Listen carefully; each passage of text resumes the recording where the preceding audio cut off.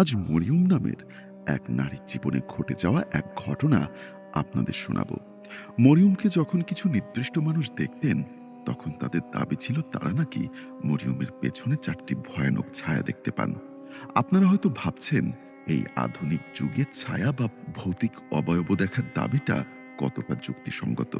কিন্তু বিশ্বাস করুন, এই ৪টি ভয়ানক ছায়ার কারণে মরিয়ম তার ব্যক্তিগত জীবনে যে পরিস্থিতির শিকার হয়েছেন এবং যা কিছু তাকে সহ্য করতে হয়েছে, তা শোনার পর আপনাদের গায়ের লোম দাঁড়া হয়ে যাবে। মারিয়াম কুড়িগ্রাম এলাকার বাসিন্দা। তার জীবনটা একসময় খুব সুন্দর ছিল। সবকিছুই খুব স্বাভাবিক এবং আনন্দের সাথে কাটছিল। ২০১৮ সালে তার বাগদান সম্পূর্ণ হয়। পাত্র ছিলেন একটি সম্ভ্রান্ত পরিবারের সন্তান।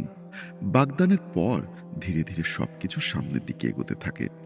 কিন্তু বাগদানের পর থেকে বিয়ে পর্যন্ত পৌঁছাতে পৌঁছাতে মাঝখানে প্রায় ২ বছর কেটে যায়। শেষমেশ তাদের বিয়ের তারিখ ঠিক হয় এবং ২০২০ সালের ৩০ নভেম্বর তাদের বিয়ে সম্পন্ন হয়। বিয়ের পরেও মারিয়াম জানিয়েছেন যে শুরুর কিছুদিন খুব ভালোভাবেই কেটেছিল, ঠিক যেমনটা নতুন দম্পতির ক্ষেত্রে হওয়া উচিত। কিন্তু বিয়ের আমেজ কাটতে না কাটতেই মাত্র কিছুদিনের মধ্যেই তিনি তার চারিপাশে কিছু অদ্ভুত জিনিস লক্ষ্য করতে শুরু করেন। তার স্বামীর স্বভাব বা চরিত্র এমনিতে খারাপ ছিল না, বা বিয়ের আগে এমন কোনো আচরণ তিনি দেখেননি। কিন্তু দেখতে দেখতে অল্প কিছুদিনের মধ্যেই, আসলে বিয়ের মাত্র কয়েক সপ্তাহের মধ্যেই তার স্বামীর সাথে তার বাবার বাড়ির সম্পর্কের অবনতি ঘটতে থাকে। মানে, মরিয়মের স্বামীর সাথে মরিয়মের পরিবারের সদস্যদের বনিবনা একদম বন্ধ হয়ে যায়। এই পুরো পরিবর্তনটা ঘটতে মাত্র ১ মাস সময় লেগেছিল। তার জন্য এই বিষয়গুলো মেনে নেওয়া বা মানিয়ে নেওয়া কিছুটা কঠিন ছিল।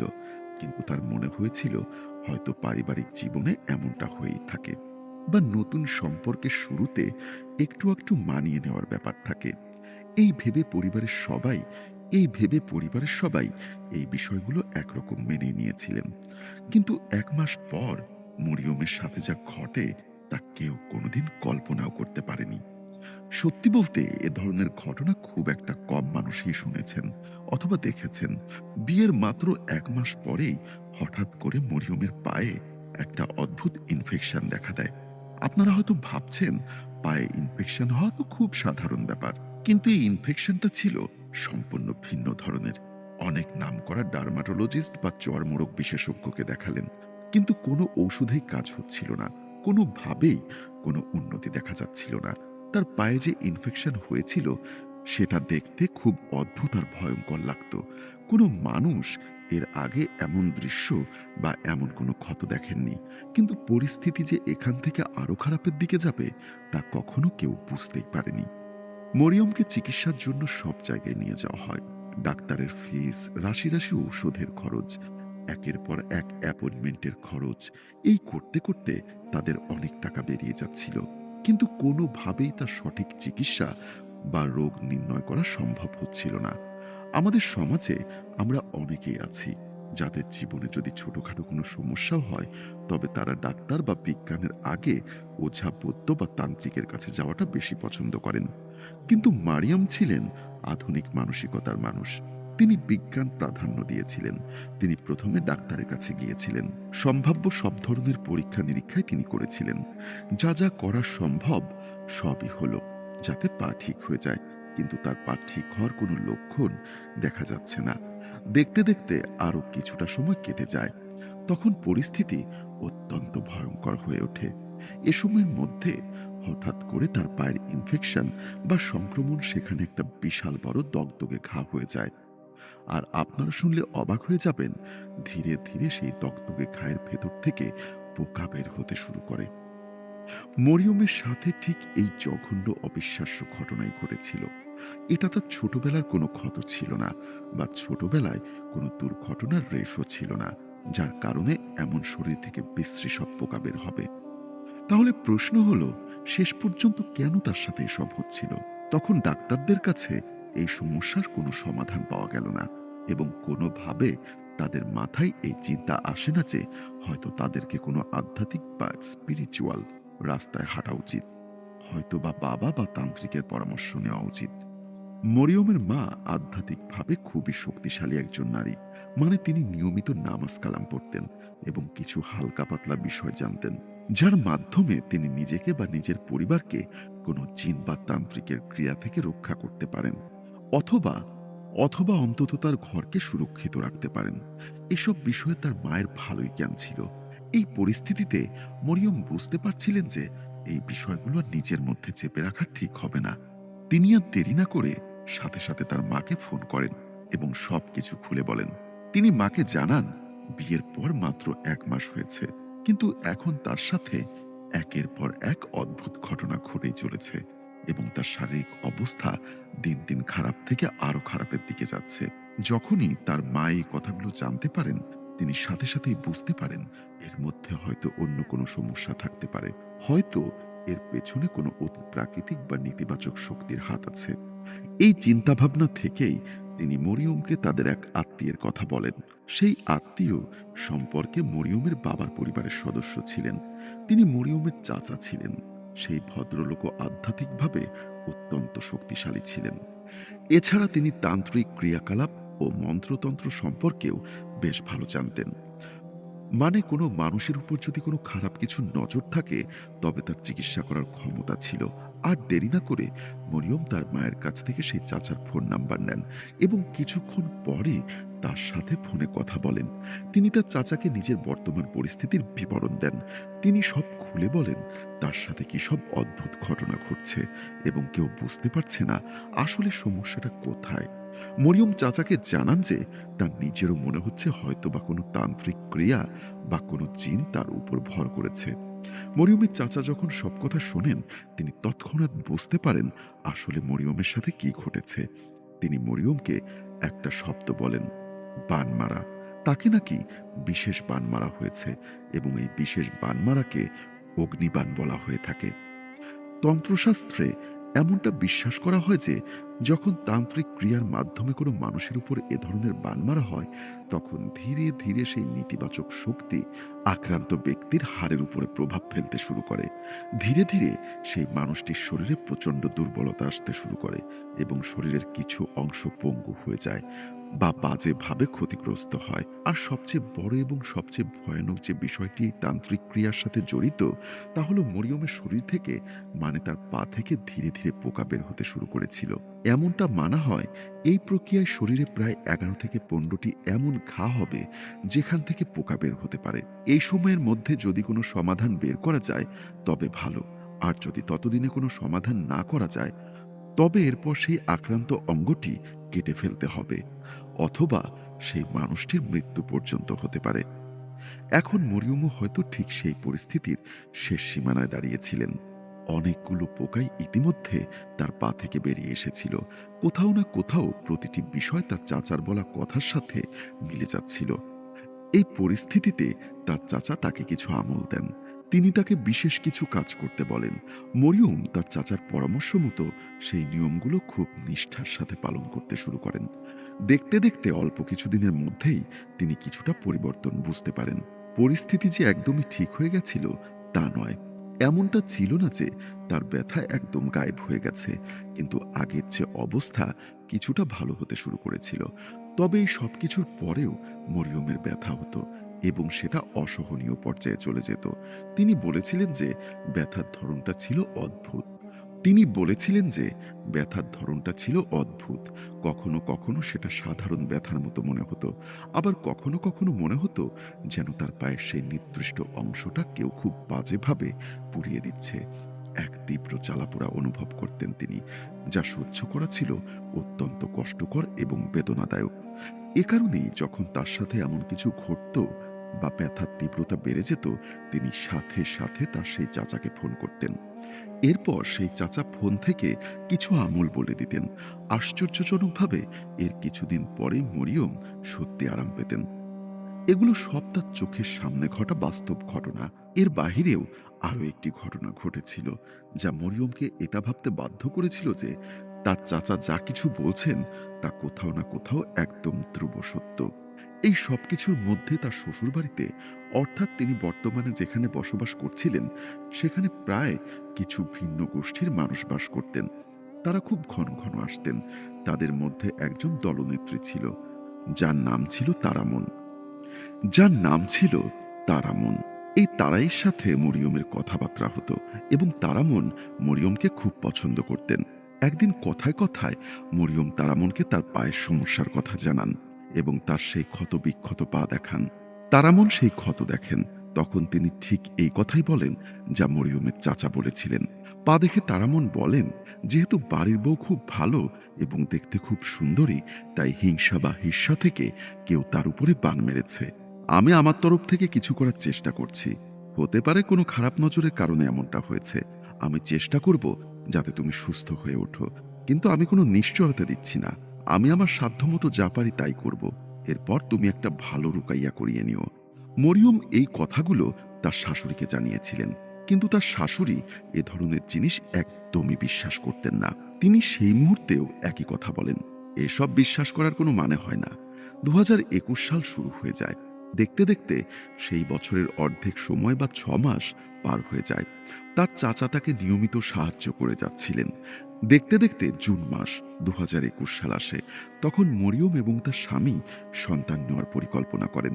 যে কোনো পরিবারে যখন প্রথম সন্তান আসার খবর আসে, তখন সেটা খুশির বন্যা বইয়ে দেয়। পরিবারের প্রতিটি সদস্য আনন্দে আত্মহারা হয়ে ওঠেন। এখানে তার পরিবারের, বিশেষ করে তার স্বামীর সাথে অদ্ভুত সব ঘটনা ঘটতে শুরু করে। ধীরে ধীরে মরিয়ম এবং তার স্বামীর মধ্যে প্রচণ্ড ঝগড়াঝাটি বা অশান্তি শুরু হয়ে যায়। খুব ছোটখাটো বা তুচ্ছ বিষয় নিয়ে তাদের মধ্যে লঙ্কাকাণ্ড বেঁধে যেত। শুরুতেই ঝগড়াগুলো কিছুটা কম ছিল, কিন্তু সময়ের সাথে সাথে তা বাড়তে থাকে এবং একসময় তা অত্যন্ত ভয়ানক রূপ ধারণ করে। ঝগড়াগুলো এতটাই হিংস্র বা ভয়ানক হতো যে কোনো সাধারণ মানুষ তা কল্পনাও করতে পারবে না। বাইরের কোনো মানুষ যদি তাদের এই অবস্থা দেখত, তবে তাদের মনে হতো যে এই স্বামী স্ত্রী একে অপরের জন্ম জন্মান্তরের শত্রু। এই সব কিছুর মধ্যে একদিন মরিয়ম যখন নিজের পক্ষে কথা বলার চেষ্টা করছিলেন, তখন তার স্বামী তাকে মারধর পর্যন্ত করেন। মরিয়ম এই পুরো ঘটনার কথা তার পরিবারকে জানান, কারণ যতক্ষণ পর্যন্ত ঝগড়া মুখের কথা বা তর্কের মধ্যে সীমাবদ্ধ থাকে, ততক্ষণ পর্যন্ত সেটাকে স্বাভাবিকভাবে ধরে নেওয়া যায়। রাগের মাথায় বা তর্কের খাতে যে কোনো মানুষই তর্ক করতে পারে, কিন্তু যখনই গায়ে হাত তোলার প্রসঙ্গ আসে, তখন সেটা একটা বড় ধরনের হিংস্রতা হয়ে দাঁড়ায়। আর এরপর আর কোনো মানুষেরই পেছনে ফিরে তাকানো উচিত নয়। মরিয়মও ঠিক তাই করলেন। তিনি তার মাকে সবকিছু খুলে বললেন। তখন মরিয়ম 3 মাসের অন্তঃসত্ত্বা ছিলেন। এই পরিস্থিতিতে তার মা তাকে শ্বশুরবাড়িতে রাখা নিরাপদ মনে করলেন না এবং তাকে নিজেদের কাছে, অর্থাৎ বাবার বাড়ি বা বাপের বাড়িতে ফিরিয়ে নিয়ে আসলেন। এখন মরিয়ম তার মায়ের কাছে থাকেন। এখানে আসার পর তার সাথে পরিস্থিতি আরো খারাপের দিকে যেতে শুরু করলো। ডাক্তাররা তাকে ডেলিভারির জন্য যে সমস্ত ডেট দিয়েছিল, তা ছিল 2022 সালের ফেব্রুয়ারি মাস। এই পুরো সময়টা তিনি তার মায়ের সাথে নিজের বাড়িতে থাকছিলেন। কিন্তু এখানে থাকার সময় তিনি এক অদ্ভুত অনুভূতি অনুভব করতে শুরু করলেন। রাতে যখন তিনি ঘুমোতে যেতেন, তখন তার মনে হতো ঘরে অন্য কারো উপস্থিতি আছে। তার মনে হতো যেন চারিপাশে কেউ একজন আছে, এমন কেউ যে তাকে বিরক্ত করতে চায় বা তার ক্ষতি করতে চায়। তার মনে হতো সেই অদৃশ্য শক্তিটি চায় না যে তার সন্তান এই পৃথিবীতে আসুক, অথবা সে চায় যে মরিয়ম নিজেই এই পৃথিবী থেকে বিদায় নিক। এই সবকিছুর পাশাপাশি মরিয়ম আরো একটি ভয়ানক বিষয় লক্ষ্য করলেন। তিনি অনুভব করলেন যে তার পেটের ভেতর থাকা বাচ্চাটি নড়াচড়া বন্ধ করে দিচ্ছে। মাঝে মাঝে তার মনে হতো যেন বাচ্চাটার শরীরে কোনো প্রাণ নেই। আর একজন গর্ভবতী মায়ের জন্য এই বিষয়টি কোনোভাবেই স্বাভাবিক বলে গণ্য করা যায় না। এসব আতঙ্কের কথা তিনি তার মায়ের সাথে শেয়ার করতেন। তার মা কিছু আমল করে সমস্যার সমাধানের চেষ্টা করতেন। এছাড়া মরিয়ম অনেক আওয়াজ শুনতে পেতেন বা যে উপস্থিতি অনুভব করতেন, তার মনে হতো সেগুলো মূলত ঘরের বাহিরে বা চারিপাশে ঘটছে। ঘরের ভেতর ঢুকে কেউ তাকে সরাসরি বিরক্ত করতে পারছিল না, তবে পেটের বাচ্চার নড়াচড়া বন্ধ হয়ে যাওয়াটা একদমই স্বাভাবিক ছিল না। এই বিষয়টা তাদের সবাইকে খুব ভাবিয়ে তুলছিল। এর পাশাপাশি মরিয়মের পায়ের সেই পুরনো সমস্যাও তাকে নতুন করে ভোগাতে শুরু করে। মানসিকভাবে বিধ্বস্ত হয়ে পড়ে মরিয়ম। কষ্টগুলো তাকে দিশেহারা করে তোলে। এসব কষ্টের কথা তিনি তার স্বামীর সাথেও শেয়ার করতে পারছিলেন না। শ্বশুরবাড়ির কারো সাথে তার যোগাযোগ ছিল না। স্বামী এই দুঃসময়ে তার কোনো খোঁজ খবরও নিচ্ছিলেন না। শেষ পর্যন্ত নিজের সব সুখ দুঃখের কথা তিনি তার মা ছাড়া আর কাকেই বা বলবেন। হঠাৎ করে এক রাতে তার ফেসিয়াল প্যারালাইসিস বা মুখমণ্ডল অবশ হয়ে যাওয়ার মতো ঘটনা ঘটে। মানে তার মুখের একপাশে পুরোপুরি অবশ বা প্যারালাইজড হয়ে যায়। এ সময় সমস্যাগুলো পাহাড় সমান হয়ে দাঁড়িয়েছিল এবং তাদের দুশ্চিন্তার কোনো শেষ ছিল না। আর দেরি না করে তার মা তাকে হসপিটালে নিয়ে যান। সেখানে তার ট্রিটমেন্ট শুরু হয়। এর সাথে মরিয়মের মা চাইছিলেন তার পেটে যে বাচ্চাটি আছে তাকে অপারেশন করে এক্ষুনি বের করে নেওয়া হোক। কারণ মরিয়ম এমনিতেই মানসিকভাবে খুবই বিপর্যস্ত ছিলেন এবং শারীরিকভাবেও তিনি খুব কষ্টে ছিলেন। তার উপর মাঝে মাঝেই তার মনে হতো বাচ্চা নড়াচড়া করছে না। তাই মরিয়মের মা ডাক্তারকে অনুরোধ করলেন বাচ্চাটি প্রসব করিয়ে দেওয়ার জন্য। কিন্তু তখন তার ডেলিভারির তারিখ ছিল ফেব্রুয়ারি মাসে, আর তখন চলছিল ডিসেম্বর মাস। ওই হসপিটালে একজন ডাক্তার ছিলেন যার নাম ছিল শাহিদা।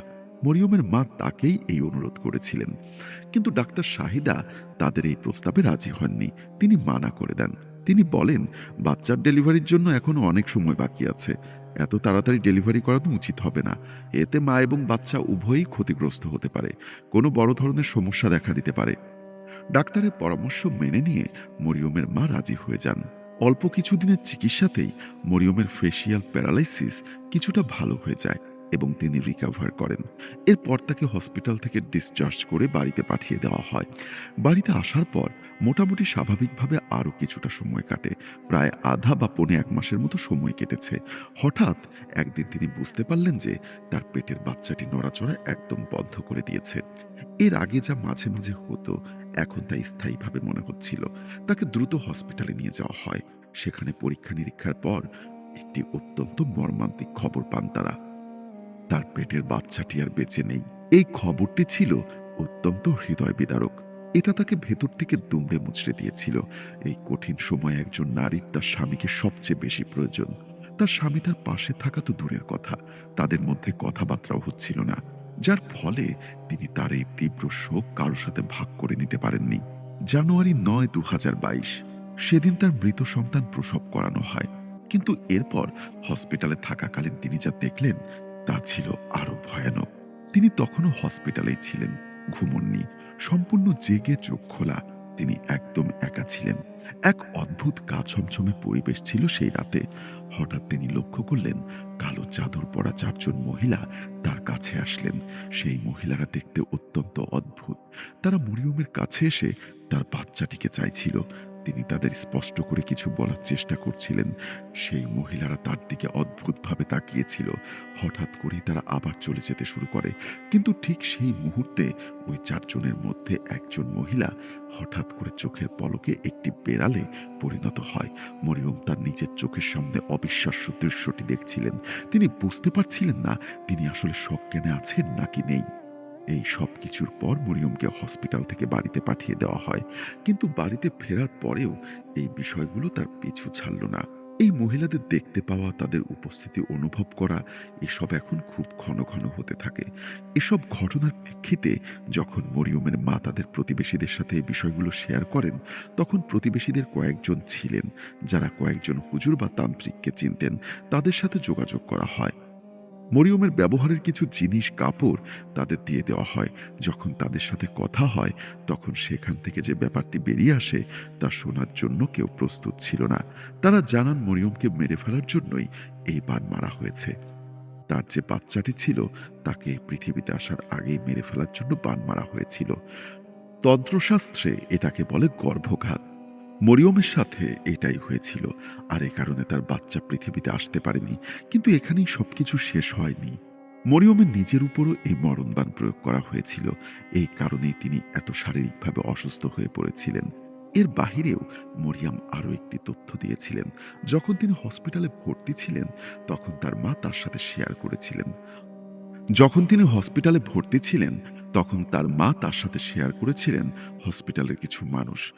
যখন তিনি হসপিটালে ভর্তি ছিলেন, তখন তার মা তার সাথে শেয়ার করেছিলেন হসপিটালের কিছু মানুষ বলাবলি করত, সবাই নয়, কিন্তু কিছু মানুষ বলতো যে ওই মেয়েটার পেছনে সবসময় ৪ জন মহিলা দাঁড়িয়ে থাকে, খুব অদ্ভুত ভঙ্গিতে, খুব ভয়ানক লাগে। মরিয়ম এই কথাগুলো বিশ্বাস করতে পারছিলেন, কারণ তিনি নিজেও খোলা চোখে একই দৃশ্য দেখেছিলেন। এরপর আরো কিছু সময় কেটে যায়। মরিয়ম শারীরিকভাবে কিছুটা সুস্থ হয়ে ওঠেন। মরিয়মের সেই চাচা, যিনি প্রথম থেকেই তাকে সাহায্য করছিলেন, তিনি তাদের জানান যে মরিয়মের বিয়ের অনুষ্ঠানের পর থেকেই তাকে বান মারার চেষ্টা করা হয়েছিল। হয়তো তারা মরিয়মকেও ঠিক একইভাবে মারতে চেয়েছিল, যেভাবে বাচ্চাটিকে মেরে ফেলা হয়েছে। তারপর মরিয়মকে তার চাচার কাছে নিয়ে যাওয়া হয়। সেখানে কিছু আমল করানো হয়। তারপর থেকে ওই মহিলাগুলোকে দেখার বিষয়টি বন্ধ হয়ে গেছিল। কিন্তু কোথাও না কোথাও আজও তিনি পুরোপুরি সুস্থ বা ঠিক নেই। কিছু না কিছু সমস্যা তার লেগেই আছে। বেশিরভাগ সমস্যাই তার মনে হয় সেই বান মারার কারণেই হচ্ছে। হয়তো কোনো প্যারানরমাল ব্যাপার আছে, যার জন্য এই সমস্যাগুলো চাইলেও সমাধান করা যাচ্ছিল না। যদিও মরিয়ম এখন তার স্বামীর সাথে থাকতে শুরু করেছেন, কিন্তু পরিস্থিতি কোথাও না কোথাও আজও আগের মতোই রয়ে গেছে। আজও তাদের মধ্যে ঝগড়া, মারামারি, অশান্তি লেগেই থাকে। এর পাশাপাশি মরিয়ম শারীরিকভাবেও এখনো সাফার করেন। সেই অদ্ভুত ছায়াগুলো শ্বশুরবাড়িতে ফিরে যাবার পরেও আবার অনুভব করতে শুরু করেন। প্রিয় লিসনার, এই ছিল আমার আজকের ঘটনা। এই বলে ঘটনাটি শেষ করেছেন রাসেল। তিনি সংগ্রহ করেছেন এই ঘটনাটি। আর ঘটনাটি কার সেটা আপনারা শুনলেন প্রথমে। আমরা আশা করব ঘটনাটি প্রথম থেকে শেষ পর্যন্ত আপনারা শুনেছেন। একটু প্রিসাইজ করে লেখা যেত হয়তো, বাট ওকে, আপনারা যে কোনো মন্তব্যই কমেন্ট সেকশনে লিখতে পারেন। একটা চমৎকার এপিসোড আজকে হলো। অনেকেই হয়তো পছন্দ করেছেন, অনেকেই পছন্দ করেননি। আমি শুধুমাত্র এটুকু বলবো, যারা পছন্দ করেছেন, যদি এখনো পর্যন্ত সাবস্ক্রাইব করে না থাকেন,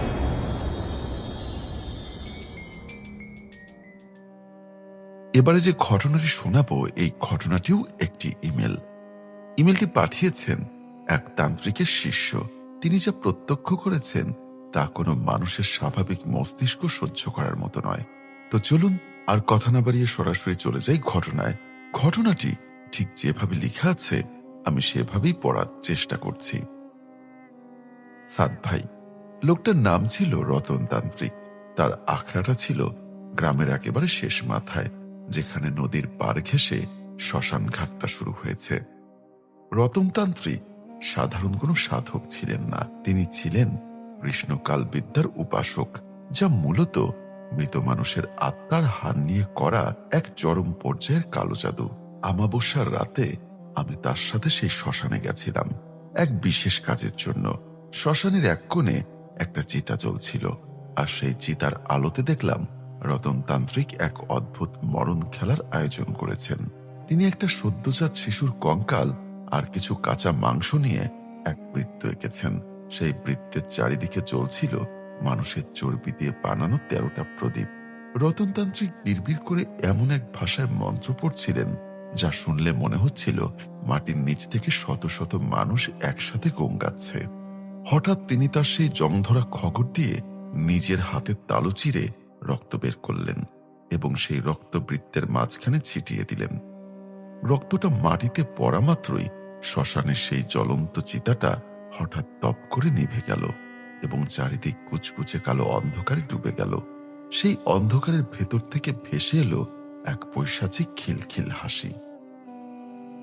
আমি দেখলাম নদীর পাড় থেকে এক বিশালাকার ছায়া ধীরে ধীরে হেঁটে চিতার দিকে আসছে, যার পা দুটো উল্টো দিকে ঘোরানো আর চোখ দুটো দিয়ে আগুনের স্ফুলিঙ্গ বের হচ্ছে।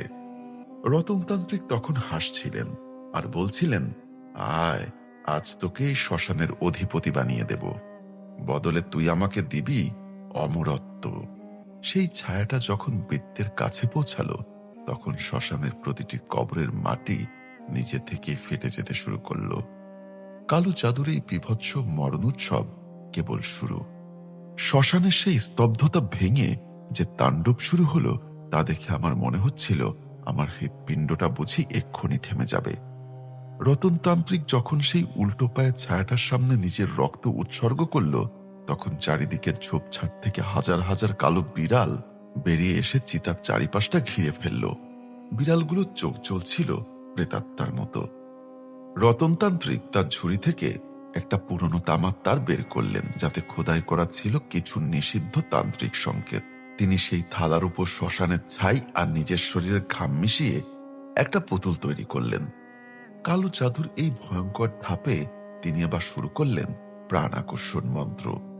তিনি পুতুলটার বুকে একটা লম্বা লোহার সুই বিঁধিয়ে দিলেন এবং সাথে সাথে শ্মশানের বাহিরে গ্রামের দিক থেকে এক বীভৎস আর্তনাদ ভেসে এলো।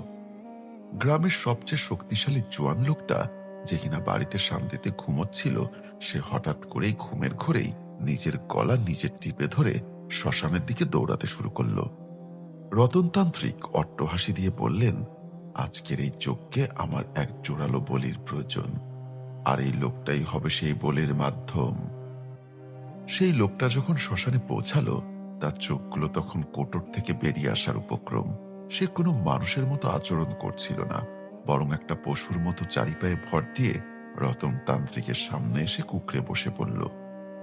রতনতান্ত্রিক তার হাতের সেই খড়গটা উঁচিয়ে ধরলেন এবং অন্ধকারের সেই ছায়াটার দিকে তাকিয়ে বললেন, ভোগ গ্রহণ করো মালিক। ঠিক সেই মুহূর্তে বটগাছের পাতাগুলো একসাথে ঝরঝর করে ঝরে পড়ল এবং প্রতিটি পাতা থেকে টপ টপ করে রক্ত পড়তে শুরু করলো।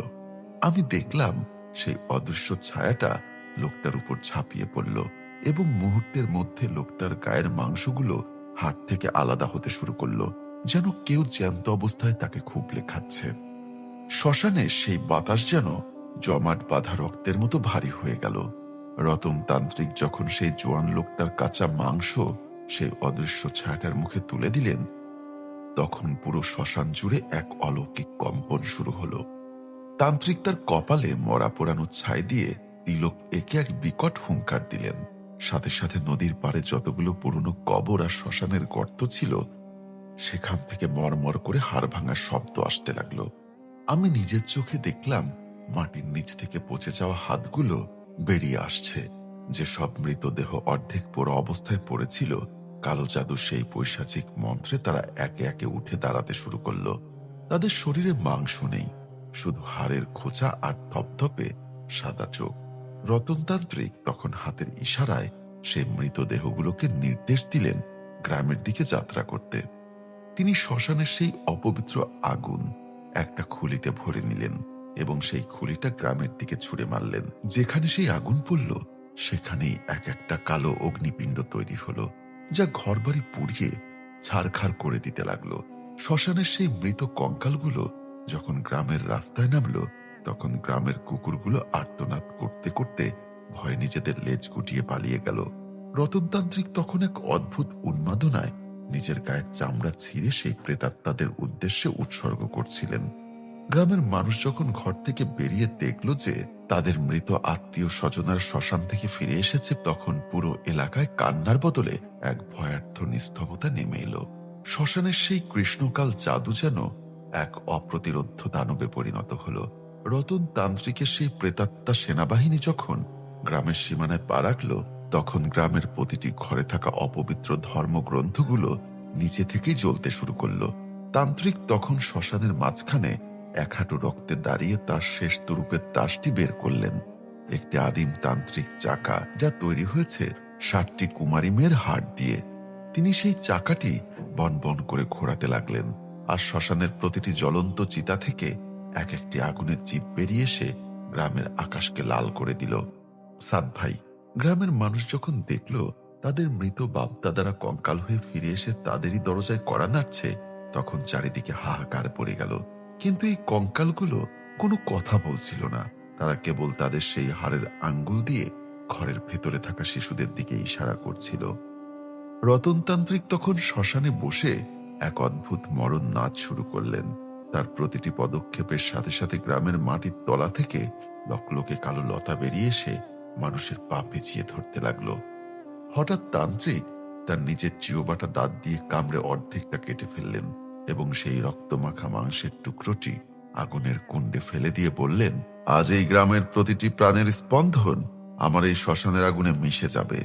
শ্মশানের সেই নিকষ কালো অন্ধকার গ্রামের পবিত্র সীমানাগুলোতে আছড়ে পড়ল। রতনতান্ত্রিক তখন তার নিজের চিওবার অর্ধেকটা অগ্নিদগ্ধ করলেন। তখন তার কণ্ঠ থেকে যে স্বর বের হলো, তা কোনো মানুষের হতে পারে না, সেটা ছিল হাজারো তৃষ্ণার্ত আত্মার সমবেত গর্জন। তান্ত্রিকের আদেশে সেই প্রেতাত্মার দল গ্রামের পুরনো মসজিদ আর মন্দিরের দিকে এগোতে শুরু করলো। কুফরি জাদুর শক্তি দেখুন! গ্রামের ধর্মপ্রাণ মানুষগুলো যখন আশ্রয়ের জন্য পবিত্র স্থানে জড়ো হচ্ছিল, তখন তারা দেখল সেই সব স্থানের চারিপাশে এক অদৃশ্য দেওয়াল তৈরি হয়েছে। রতনতান্ত্রিক শ্মশানে বসে এক বিশাল মাটির হাড়ি ভাঙলেন, আর সাথে সাথে সেই পবিত্র স্থানগুলোর গম্বুজ আর চূড়া থেকে রক্ত ছুটতে শুরু করলো। তান্ত্রিক তখন তার ঝুলি থেকে বের করলেন এক মুচমুচে শুকনো গর্ভস্থ ভ্রূণ, যা তিনি কোনো এক অভিশপ্ত শ্মশান থেকে চুরি করেছিলেন। তিনি সেই ভ্রূণটিকে তপ্ত তেলের কড়াইয়ে ডুবিয়ে দিলেন, আর অমনি গ্রামের প্রতিটি গর্ভবতী মহিলা একসাথে তীব্র যন্ত্রণায় আর্তনাদ করে মাটিতে লুটিয়ে পড়ল। সাদ ভাই, তান্ত্রিক তখন তার শ্মশানে সেই মরা পোড়ানো লাঠি দিয়ে মাটিতে চড়ে আঘাত করলেন, আর অমনি গ্রামের কুয়োগুলোতে জল নয় বরং ঘন পচা রক্ত উপচে পড়তে লাগলো। গ্রামের বাতাস তখন এতই বিষাক্ত হয়ে গেল যে মানুষ নিঃশ্বাস নিলে তাদের ফুসফুসে হাড়ের গুঁড়ো ঢুকে যাচ্ছে বলে মনে হতে লাগলো। রতন তান্ত্রিকের সেই প্রেত সেনারা তখন মানুষের ঘরের চাল ছিঁড়ে ভেতর থেকে জ্যান্ত মানুষকে টেনে বের করে শ্মশানের দিকে নিয়ে আসতে শুরু করলো। শ্মশানে সেই কৃষ্ণকাল জাদু যেন অপ্রতিরোধ্য দানবে পরিণত হল। রতনতান্ত্রিক যখন দেখলেন তার প্রেত সেনারা গ্রামের মানুষদের ভেড়ার পালের মতো দাঁড়িয়ে শ্মশানের দিকে নিয়ে আসছে, তখন তিনি তার আখড়ার মাঝখানে রাখা এক বিশাল তামাটে কড়াইয়ের ঢাকনা খুললেন। সেই কড়াইয়ের ভেতর ছিল 60টি শ্মশান থেকে জোগাড় করা চিতাভস্য আর মানুষের মাথার মগজ দিয়ে তৈরি এক পৈশাচিক মিশ্রণ। তান্ত্রিক সেই মিশ্রণটা নিজের গায়ে মাখতে শুরু করলেন, আর তার গায়ের চামড়া মুহূর্তের মধ্যে গন্ডারের চামড়ার মতো শক্ত আর কালো হয়ে গেল। কুফরি শক্তির চূড়ান্ত তাণ্ডব দেখুন। তান্ত্রিক যখন তার সেই রক্তমাখা হাত দিয়ে শ্মশানের মাটির উপর এক বিশালাকার নরমুণ্ড আঁকলেন, তখন আকাশের মেঘগুলো নিচে নেমে এলো এবং সেই মেঘ থেকে বৃষ্টির বদলে ঝরতে লাগলো গরম তপ্ত তেল। গ্রামের যে মানুষগুলো পালানোর চেষ্টা করছিল, সেই তেল তাদের গায়ে পড়া মাত্রই তাদের শরীর জ্যান্ত অবস্থাতেই ভাজা শুরু করলো। রতনতান্ত্রিক তখন এক অমানসিক অট্টহাসি দিয়ে শ্মশানের সেই আতপোড়া কাঠগুলো দিয়ে এক বিশালাকার খাঁচা তৈরি করলেন। সেই খাঁচার ভেতর তিনি গ্রামের পবিত্র মানুষগুলোকে বন্দী করতে লাগলেন, যাতে তাদের আত্মাকে কলুষিত করে তিনি তার অমরত্বের শেষ ধাপ পূর্ণ করতে পারেন। সাদ ভাই, গ্রামের মাতবর তখন তসবিহ হাতে জিকির শুরু করলেন। তান্ত্রিক তখন এক পৈশাচিক মন্ত্র পড়ে এক দলা কাঁচা মাংস তার দিকে ছুঁড়ে মারলেন। সাথে সাথে সেই মাতবরের হাতের তসবিটা বিষাক্ত সাপে পরিণত হয়ে তাকেই দংশন করতে শুরু করলো। তান্ত্রিক তখন শ্মশানের সেই ধিকি ধিকি জ্বলতে থাকা আগুনগুলো এক একটি প্রেতাত্মা বের করে আনলেন, যারা দেখলেন হুবহু গ্রামের শিশুদের মতো সেই মায়া প্রেতগুলো গ্রামে গিয়ে শিশুদের ভুলিয়ে ভালিয়ে শ্মশানের সেই আগুনের কুণ্ডের কাছে নিয়ে আসতে লাগলো। এই শ্মশান ঘাটের কালো জাদুর খেলা এমন এক বিভৎস শিখরে পৌঁছাবে যেখানে প্রাণের মায়া ত্যাগ করা ছাড়া আর কোনো পথ থাকবে না। তান্ত্রিক যখন তার সেই চূড়ান্ত রক্তে আহতির জন্য খবর তুলবেন, তখন ঐতিহাসিক ঘটনা ঘটবে, তা শুনলে আপনার কলিজা কেঁপে উঠবে। তো চলুন আমরা আবার গল্পে ফিরে যাই। শ্মশানে সেই কৃষ্ণকাল জাদুর বিভৎসতা এমন এক পর্যায়ে পৌঁছালো যে পুরো আকাশটা যেন জ্যান্ত একটা লাশের মতো কালো হয়ে নিচে ঝুলে পড়ল। রতনতান্ত্রিক যখন দেখলেন গ্রামের নিরপরাধ শিশুরা সেই মায়াপ্রেতের হাত ধরে শ্মশানের আগুনের দিকে এগিয়ে আসছে, তখন তার দুই চোখ দিয়ে টকটকে লাল রক্ত বইতে শুরু করলো। তিনি তার কঙ্কালের তৈরি সিংহাসন থেকে উঠে দাঁড়ালেন এবং আকাশের দিকে তাকিয়ে এক অমানসিক গর্জন দিলেন। সাথে সাথে নদীর পাড় থেকে শত শত পচা মস্তকহীন দেহ জল থেকে উঠে শ্মশানের চারিপাশটা ঘিরে ফেলল। সাদ ভাই, কুফরির কি পৈশাচিক ক্ষমতা! তান্ত্রিক তখন তার সেই জং ধরা খড়গটা নিয়ে শ্মশানের মাঝখানে রাখা এক বিশাল পাথরের বেদিতে আঘাত করলেন। সাথে সাথে সেই পাথরের বুক চিরে এক ধরনের কালচে ধোঁয়া বের হয়ে এক দানবী আকৃতি ধারণ করল, যা ছিল আসলে শ্মশানের হাজার বছরের পুরনো কোনো আদিম পিশাচ। তান্ত্রিক সেই পিশাচের সামনে গ্রামের মাতবর আর শিশুদের হাঁটু গেড়ে বসালেন। গ্রামের মহিলারা যখন দূর থেকে আর্তনাদ করছিল, তান্ত্রিক তখন তার হাতের ইশারায় তাদের কণ্ঠস্বর চিরতরে কেড়ে নিলেন। তারা শুধু মুখ হাঁ করে নিঃশব্দে কাঁদছিল। সাদ ভাই, তান্ত্রিক তখন সেই আদিম পিশাচের কানে কানে কিছু একটা বললেন এবং নিজের বুকের বাম পাশটা ছুরি দিয়ে চিরতরে হৃৎপিণ্ডটা অর্ধেক করে বের করে আনলেন। তিনি সেই হৃৎপিণ্ড থেকে চুইয়ে পড়া রক্ত একটা খুলিতে ভরে সেই শিশুদের পান করাতে উদ্যত হলেন, যাতে তারা চিরতরে শয়তানের দাসে পরিণত হয়। ঠিক সেই মুহূর্তে শ্মশানের সেই বিশাল বটগাছটা হঠাৎ নিজে থেকেই আগুনের কুণ্ডে পরিণত হলো। এবং সেখান থেকে এক বিকট শব্দে তান্ত্রিকের সেই পৈশাচিক মন্ত্রের সুর ভেঙে গেল। রতনতান্ত্রিক থমকে দাঁড়ালেন। তিনি দেখলেন শ্মশানের সেই পবিত্র কোণ থেকে এক বৃদ্ধ ফকির, যার হাতে একটা পুরনো কষ্ঠদণ্ড। তিনি ধীর পায়ে সেই রক্তের সমুদ্র মারিয়ে আসছেন। তান্ত্রিক অট্টহাসি দিয়ে বললেন, এই বুড়ো, তুই কোন সাহসে আমার রাজত্বে পা রাখলি? কিন্তু ফকির কোনো কথা না বলে তার দণ্ড দিয়ে মাটিতে এক প্রচন্ড আঘাত করলেন, আর সাথে সাথে তান্ত্রিকের সেই প্রেতসেনারা ধুলোর মতো উড়ে যেতে লাগলো। সাদ ভাই, তান্ত্রিক তখন তার শেষ মরণাস্ত্র সেই কৃষ্ণকালী কুণ্ডের মন্ত্র পড়া শুরু করলেন, যা শুনলে পৃথিবীর মাটি ফেটে দুই ভাগ হয়ে যায়। রতনতান্ত্রিক যখন দেখলেন সেই বৃদ্ধ ফকির তার পুরো প্রেত সাম্রাজ্য এক তুড়িতে ধুলোয় মিশিয়ে দিচ্ছেন, তখন তিনি হিতাহিত জ্ঞান হারিয়ে তার শেষ সম্বল রক্তবীজ মন্ত্র পড়া শুরু করলেন। তিনি তার নিজের পেটের চামড়া ফালি ফালি করে কেটে সেই পিশাচের আগুনের কুণ্ডে ছড়িয়ে মারলেন। সাথে সাথে পুরো শ্মশান জুড়ে 1000 তান্ত্রিকের মিলিত চিৎকার শোনা গেল। সেই ফকির সাহেব ছিলেন এক কামেল ইনসান।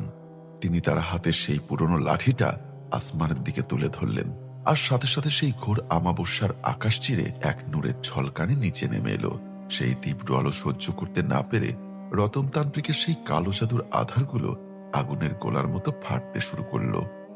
তান্ত্রিক তখন যন্ত্রণায় মাটিতে গড়াগড়ি খাচ্ছিলেন, আর তার গায়ের চামড়াগুলো জ্যান্ত মাছের মতো শরীর থেকে খসে পড়তে লাগলো।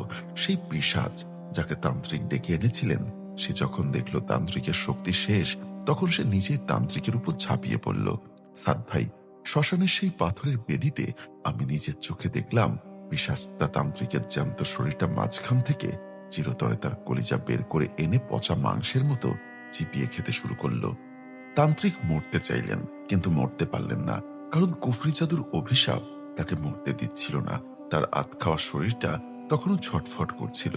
ফকির সাহেব তখন এক ঘটি পবিত্র জল নিয়ে সেই যজ্ঞের আগুনের উপর ছিটিয়ে দিলেন, আর অমনি শ্মশানের সেই মৃত কঙ্কালগুলো ধপাস করে মাটিতে পড়ে মাটির সাথে মিশে গেল।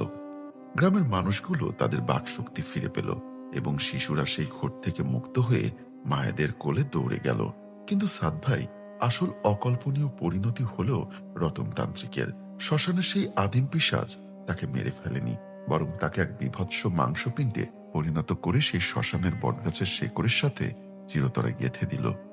আজও যদি কেউ সেই শ্মশান ঘাটের পাশ দিয়ে গভীর রাতে হেঁটে যায়, সে দেখতে পায় সেই বটগাছের শেকড়গুলো মানুষের আঙ্গুলের মতো নড়াচড়া করছে, আর তার ভেতর থেকে রতনতান্ত্রিকের সেই আর্তনাদ শোনা যায়, আমাকে মরতে দাও। কালো জাদুর নেশায় সে অমরত্ব চেয়েছিল, আজ সে অমর হয়েছে ঠিকই, কিন্তু এক অনন্ত নরক যন্ত্রণার ভেতর দিয়ে। সাদ ভাই, শ্মশানের সেই অভিশপ্ত রাতের পর সেই গ্রামে আর কোনোদিন কোনো আমাবস্যার প্রদীপ জ্বলে না, কারণ সবাই জানে শ্মশানের সেই কৃষ্ণকাল জাদু আজও সেই বটগাছের শেকড়ে বন্দী হয়ে আছে। মানুষের লোভ আর ক্ষমতা, নেশা কতটা অন্ধকার হতে পারে। রতনতান্ত্রিকের এই পরিণামই তার প্রমাণ। শ্মশান হলো ত্যাগের জায়গা, কিন্তু সেখানে বসে যারা শয়তানের উপাসনা করে, তাদের শেষটা এভাবেই শেকড়ে গেঁথে থাকা কোনো মাংসে পিণ্ডের মতোই হয়। শ্রোতারা, আজকের এই শ্মশানঘাটের কাহিনী আপনাদের কেমন লাগলো জানি না, তবে একটা কথা মনে রাখবেন, কালো জাদুর শুরুটা চাকচিক্যময় হলেও শেষটা সবসময় বিভৎস হয়। আপনারা যেখানেই থাকুন সাবধানে থাকুন, আর অন্ধকারের এই মরণ খেলা থেকে দূরে থাকুন। একটা কথা সব সময় বলে আসছি এবং বলে যাব, কালো জাদু কখনো ভালো কিছু বয়ে আনে না। এই কালো জাদু একটা মানুষের জীবনকে শেষ করে দিতে পারে। আপনি হয়তো ভাবছেন আপনি কাউকে কালো জাদু করছেন, সেই মানুষটার ক্ষতি হবে, কিন্তু আসলেও কি তাই?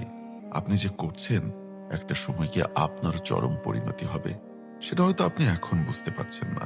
যাই হোক, আপনার জীবনে যদি এমন কোনো ঘটনা ঘটে থাকে, যে ঘটনাগুলো আপনি আমাদের কাছে পাঠাতে চান, অবশ্যই আমাদের ডেসক্রিপশন বক্সে দেওয়া ইমেলে আপনার ঘটনা পাঠাতে পারেন। আমরা আপনার ঘটনাগুলো পড়ে শোনাবো, এবং আমাদের এই ঘটনা আপনাদের কাছে কেমন লাগলো অবশ্যই কমেন্ট বক্সে জানাবেন। ভালো লাগলেও জানাবেন, খারাপ লাগলেও জানাবেন। তো চলুন আর দেরি না করে আমরা সরাসরি চলে যাই আমাদের আজকের এপিসোডের মূল অংশে। এবার আমরা প্রবেশ করছি এক প্রাচীন আর অভিশপ্ত আয়নার জগতে। ইমেলটি পাঠিয়েছেন সিলেট থেকে তৌহিদ। ঘটনাটি ঠিক যেভাবে লেখা আছে আমি সেভাবেই পড়ার চেষ্টা করছি। আসসালামু আলাইকুম সাদ ভাই। ঘটনাটি আমার এক দুঃসম্পর্কের চাচার, নাম তার আসলাম। আসলাম চাচা ছিলেন পুরনো প্রত্নতাত্ত্বিক জিনিস সংগ্রহ করার নেশায় বুঁদ এক মানুষ। গত বছর তিনি ভারতের এক প্রত্যন্ত অঞ্চলের এক নিলাম থেকে একটি বিশাল কাঠের ফ্রেমের আয়না কিনে আনেন। আয়নাটি ছিল অদ্ভুত সুন্দর, কিন্তু তার চারিপাশের খোদাই করা নকশাগুলো ছিল মানুষের কঙ্কাল আর পশু পাখির হাড়ের অবয়বে তৈরি। চাচা যখন আয়নাটি তার ড্রয়িং রুমে সেট করলেন, তখন থেকেই বাড়ির আবহাওয়াটা কেমন যেন ভারী হয়ে গেল। দিনের বেলাতেও ঘরের ভেতর এক ধরনের স্যাঁতসেঁতে গন্ধ পাওয়া যেত। আমরা যখন সেই আয়নার সামনে দাঁড়াতাম, আমাদের মনে হতো আয়নার ভেতরের প্রতিচ্ছবিটা আমাদের চেয়েও একটু দেরিতে নড়ছে। মানে আমি হাত তুললে আয়নার ভেতরের আমি যেন কয়েক সেকেন্ড পর হাত তুলছে। আসলাম চাচা এটাকে চোখের ভুল ভেবে উড়িয়ে দিতেন, কিন্তু প্রথম ধাক্কাটা এলো এক আমাবস্যার রাতে। চাচার 7 বছরের মেয়ে তুলি আয়নার সামনে দাঁড়িয়ে চুল আঁচড়াচ্ছিল। হঠাৎ আমরা শুনতে পেলাম তুলির এক ভয়ার্থ চিৎকার। আমরা দৌড়ে গিয়ে দেখলাম তুলি আয়নার সামনে পাথরের মতো দাঁড়িয়ে আছে। তার মুখ দিয়ে কোনো কথা সরছে না, শুধু দুহাত দিয়ে আয়নার দিকে ইশারা করছে। আমরা আয়নার দিকে তাকিয়ে যা দেখলাম তা দেখার জন্য আমরা কেউই প্রস্তুত ছিলাম না। আয়নার ভেতর তুলি দাঁড়িয়ে নেই, সেখানে দাঁড়িয়ে আছে এক বিভৎস বৃদ্ধা, যার চোখের জায়গায় শুধু দুটো গর্ত, আর সেই গর্ত দিয়ে কালো পোকা বের হচ্ছে। বৃদ্ধটি আয়নার ভেতর থেকে তুলির দিকে হাত বাড়িয়ে ডাকছে। চাচার সাথে সাথে আয়নাটি একটা কালো কাপড় দিয়ে ঢেকে দিলেন। কিন্তু সেই রাতেই আমরা শুনতে পেলাম ড্রয়িং রুম থেকে কালো কাপড়ের ভেতরে কেউ যেন নখ দিয়ে স্ক্র্যাচ করছে। মনে হচ্ছিল কেউ আয়নার কাঁচটা ভেতর থেকে চিবিয়ে খাবার চেষ্টা করছে। বাবা যখন সাহসে ভর করে কাপড়টা সরালেন, দেখলেন আয়নার ভেতর কোনো প্রতিফলন নেই। আয়নাটা এখন একদম স্বচ্ছ কাচের মতো হয়ে গেছে, আর তার ওপাশে দেখা যাচ্ছে কুচকুচে অন্ধকার জঙ্গল, যে জঙ্গলে হাজার মানুষ উল্টো হয়ে ঝুলে আছে। সাদ ভাই, আমরা তখনও বুঝতে পারিনি এই আয়নাটি আসলে একটি পোর্টাল, যা আমাদের এই জগৎকে অন্য এক নরকের সাথে যুক্ত করে ফেলেছে। সেই রাতে আয়নার ভেতরে যে উল্টো হয়ে ঝুলে থাকা মানুষের জঙ্গল আমরা দেখেছিলাম, সেটা ছিল মাত্র শুরু। আসলাম চাচা সিদ্ধান্ত নিলেন এই আপদ বিদায় করবেন। তিনি ঠিক করলেন আয়নাটা ভেঙে ফেলবেন। পরদিন সকালে তিনি একটা বড় হাতুড়ি নিয়ে আয়নার সামনে দাঁড়ালেন। কিন্তু অবাক করা বিষয় হলো, চাচা যখনই হাতুড়ি দিয়ে কাচের উপর আঘাত করতে গেলেন, হাতুড়িটা কাচের গায়ে লাগা মাত্রই তুলার মতো নরম হয়ে গেল। কোনো শব্দ হলো না, কোনো আঁচড় পড়ল না। উল্টো আয়নার ভেতর থেকে একটা বিকট হাসির শব্দ ড্রয়িং রুম জুড়ে প্রতিধ্বনিত হতে লাগলো। সেই হাসির শব্দে আসলাম চাচার কান দিয়ে রক্ত ঝরতে শুরু করলো। ঠিক সেই মুহূর্তেই তুলি, যে মেয়েটা গত রাত থেকে কথা বলছিল না, সে হঠাৎ করে আয়নার দিকে এগিয়ে গেল। আমরা তাকে বাধা দেওয়ার আগেই সে আয়নার কাছে হাত রাখল। সাদ ভাই, বিশ্বাস করুন, তুলির হাতটা সেই কঠিন কাচের ভেতরে দপ করে ঢুকে গেল, যেন ওটা কোনো পানি বা তরল পদার্থ। তুলি চিৎকার করে উঠল, কিন্তু তার শরীরের অর্ধেক অংশ ততক্ষণে আয়নার উপরে চলে গেছে। আমরা সবাই মিলে তুলির পা ধরে টানতে লাগলাম, কিন্তু ওপাশ থেকে কোনো অদৃশ্য শক্তিশালী হাত তুলিকে টেনে হিচড়ে নিয়ে যাচ্ছিল। এক পর্যায়ে তুলি পুরোটা আয়নার ভেতর হারিয়ে গেল। ড্রয়িং রুমের বাতিগুলো দপ দপ করে নিভে গিয়ে পুরো ঘর অন্ধকারে ডুবে গেল। যখন আবার আলো জ্বলে উঠল, আমরা দেখলাম আয়নাটা আগের মতো স্বাভাবিক হয়ে গেছে। কিন্তু সেখানে আমাদের কারো প্রতিফলন দেখা যাচ্ছে না। শুধু দেখা যাচ্ছে তুলি আয়নার ওপারে একটা অন্ধকার ঘরে বসে কাঁদছে। সে আয়নার কাছে ধাক্কা দিচ্ছে আর চিৎকার করে বলছে, বাবা, আমাকে বাঁচাও, এখানে অনেক লোক আছে যারা আমাকে খেতে চায়। আমরা পাগলের মতো আয়নার উপর আছাড়ি পিছাড়ি করলাম, কিন্তু আয়না এখন আবার সেই নিরেট কাজ হয়ে গেছে। চাচা তখন কান্নায় ভেঙে পড়লেন। হঠাৎ আয়নার ভেতর থেকে সেই বিভৎস বৃদ্ধা আবার উদয় হলো। এবার তার হাতে ছিল তুলির সেই প্রিয় লাল রঙের রিবনটা। বৃদ্ধাটি সেই রিবনটা কামড়ে ধরে আমাদের দিকে তাকিয়ে পৈশাচিক হাসিতে ফেটে পড়ল। সেই রাতে আমরা কেউই ড্রয়িং রুম থেকে সরিনি, কিন্তু রাত 2টোর দিকে খেয়াল করলাম আয়নার চারিপাশে সেই খোদাই করা নকশার কঙ্কালগুলো ধীরে ধীরে নড়াচড়া শুরু করেছে। সেগুলো কাঠের ফ্রেম ছেড়ে ড্রয়িং রুমের মেঝেতে নামতে শুরু করলো। প্রতিটি কঙ্কাল ছিল জীবন্ত, আর তাদের চোখ থেকে এক ধরনের নীল আলো বের হচ্ছিল। আসলাম চাচা তখন ড্রয়িং রুমের টেবিলের নিচে লুকিয়ে কাঁপছেন। আমি দেখলাম সেই কঙ্কালগুলো একে একে আমাদের দিকে এগিয়ে আসছে, আর তাদের হাড়ের খটখট শব্দে পুরো বাড়িটা যেন এক বিভীষিকায় পরিণত হলো। সাদ ভাই, আমরা বুঝতে পারলাম এই জাদুর আয়না শুধু তুলিকে নিয়েই শান্ত হবে না, সে আমাদের পুরো বাড়িটাকেই তার ভেতরে টেনে নিতে চায়। সাদ ভাই, এরপর যা ঘটল তা শুনলে আপনার বুক কেঁপে উঠবে। সেই কঙ্কালগুলো যখন ড্রয়িং রুমের মেঝেতে নামলো, তখন পুরো ঘরের বাতাস বরফের মতো ঠান্ডা হয়ে গেল। আসলাম চাচা টেবিলের নিচ থেকে চিৎকার করছিলেন, কিন্তু অদ্ভুত ব্যাপার হলো সেই কঙ্কালগুলো আমাদের দিকে না এসে সোজা গিয়ে দাঁড়ালো আয়নাটার সামনে। তারা সারিবদ্ধভাবে দাঁড়িয়ে যেন কোনো এক আরাধনা শুরু করলো। তাদের হাড়ের খটখট শব্দে এক ধরনের সুর তৈরি হচ্ছিল, যা শুনলে মাথা ঝিমঝিম করে। হঠাৎ আয়নার ভেতর থেকে এক অদ্ভুত ধোঁয়া বের হতে শুরু করলো। সেই ধোঁয়ায় পুরো ড্রয়িং রুম ভরে গেল। আমি দেখলাম সেই ধোঁয়ার ভেতর দিয়ে তুলি হেঁটে আসছে। আমাদের সবার মনে হলো তুলি ফিরে এসেছে। চাচা টেবিলের নিচ থেকে বের হয়ে দৌড়ে গিয়ে তুলিকে চাপটে ধরতে চাইলেন, কিন্তু চাচা যখনই তুলির শরীর স্পর্শ করলেন, তার হাতটা তুলির শরীরের ভেতর দিয়ে গেলে ওপাশে চলে গেল। ওটা তুলি ছিল না, ওটা ছিল তুলির শরীরের আদলে এক ছায়ামূর্তি। সেই ছায়ামূর্তিটি চাচার দিকে তাকিয়ে এক পৈশাচিক হাসি দিল, আর চাচার হাতটা সাথে সাথে কুচকুচে কালো হয়ে পচন ধরতে শুরু করলো। মুহূর্তের মধ্যেই চাচার হাতের মাংসগুলো খসে খসে মেঝেতে পড়তে লাগলো। আমরা আতঙ্কিত হয়ে পিছিয়ে আসলাম। ঠিক সেই সময় আয়নার ভেতর থেকে সেই বৃদ্ধার হাতটা আবার বেরিয়ে এলো। এবার তার হাতে ছিল এক বিশাল কলম, যা মানুষের হাত দিয়ে তৈরি। সে আয়নার ভেতরের দিক থেকে কাচের উপর কিছু একটা লিখতে শুরু করলো। আয়নায় কাচের রক্ত দিয়ে লেখা ফুটে উঠল, বিনিময়, একটি প্রাণের বদলে একটি আত্মা। আমরা বুঝতে পারলাম তুলিকে ফিরে পেতে হলে আমাদের কাউকে না কাউকে ওই আয়নার ওপারে যেতে হবে। চাচা যন্ত্রণায় ছটফট করতে করতে বললেন, আমি যাব, আমাকে নিয়ে যা, আমার মেয়েকে ফিরিয়ে দে। কিন্তু চাচা যখনই আয়নার দিকে পা বাড়ালেন, সেই কঙ্কালগুলো তাকে ঘিরে ধরল। তারা চাচাকে ছিঁড়ে খাওয়ার মতো কামড়াতে শুরু করলো। চাচার শরীর থেকে রক্ত ছিটকে গিয়ে আয়নার উপর পড়ল, আর সেই রক্ত পড়ার সাথে সাথে আয়নাটি এক বিশাল হা করে চাচার শরীর থেকে রক্ত ছিটকে গিয়ে আয়নার উপর পড়ল, আর সেই রক্ত পড়ার সাথে সাথে আয়নাটি একটি বিশাল হা করে মুখের মতো হয়ে গেল। সেই মুখ থেকে পচা নাড়ি ভুড়ির গন্ধ আসছিল। সাদ ভাই, আমরা দেখলাম ড্রয়িং রুমের আসবাবপত্রগুলো একে একাই সেই মুখের ভেতর ঢুকে যাচ্ছে। টেবিল, চেয়ার, এমনকি দেওয়ালের ঘড়িটা পর্যন্ত সেই অদৃশ্য টানে আয়নার গভীরে তলিয়ে গেল। আমাদের বাড়ির ভিত্তিটা কাঁপতে শুরু করলো। মনে হচ্ছিল পুরো পৃথিবীটাই বুঝি ওই আয়নাটা গিলে ফেলবে। হঠাৎ সেই আয়নার ভেতর থেকে শত শত মানুষের কান্নার আওয়াজ আসতে লাগলো। তারা সবাই সমস্বরে বলছিল, এসো, আমাদের সাথে যোগ দাও, এখানে খুব শান্তি। আসলাম চাচা তখন রক্তাক্ত অবস্থায় মেঝের উপর পড়ে আছেন, আর সেই ছায়ামূর্তির তুলিটা ধীরে ধীরে চাচার গলার কাছে গিয়ে নখগুলো দিয়ে খাচ্ছিল।